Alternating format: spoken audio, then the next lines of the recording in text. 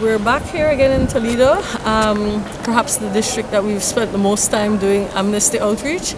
And we're here to look for those persons that we had begun assisting very early in last year around this time when we came, I think, in May. And we're trying to help them, those who have not yet submitted their application. Those are the people we're targeting, to let them come in and to let them complete the process, because there were just a few things that they were missing.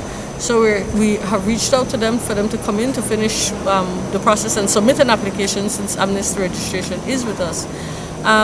What we're also trying to do is to do some outreach to the village leaders, the alcaldes and village chairpersons, to ask them to continue to work with us to do the village surveys in their village, because that village survey is aimed at identifying those persons who need VSU support, those persons who need Amnesty support, those persons who need any kind of legal identity support, basically, to get, whether it's at the end of the day, a social security card.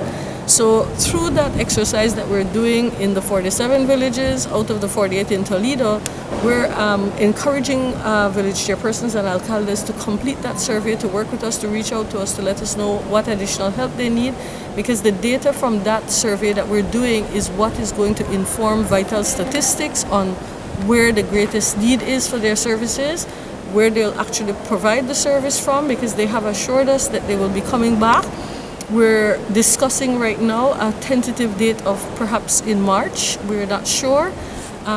We understand that there may be at least 2 different occasions that they will have to come, because the temporary numbers that we have right now are telling us we're at 475 persons that need the vital statistics support, but we really have not completed all of the surveys. We've only done about half of them.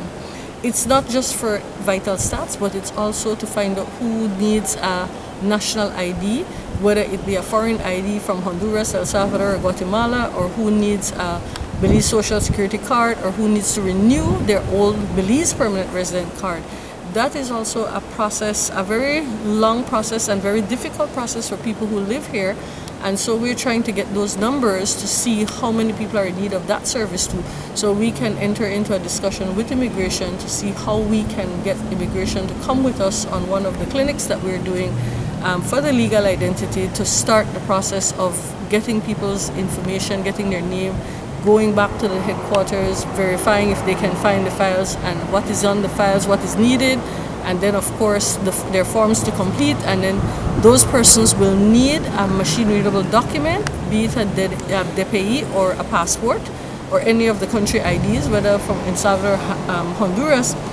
They will need those documents to get their permanent resident card at the end of the amnesty process. So again, it's multiple things happening at the same time. We're having discussions with the Guatemalan embassy. I learned that on Thursday, Friday, and Saturday of next week, the Guatemalan government will be bringing RENAP to the western border. Persons who need to get a new DPI or a first-time DPI, never had one before, can contact the Embassy of Guatemala. They will, or contact IOM, and they will be included on that list that will be allowed to go across. We have to coordinate this with the government for them to be allowed access to the OAS office, which is at the western border, so that they could go in and make their application for their ID cards.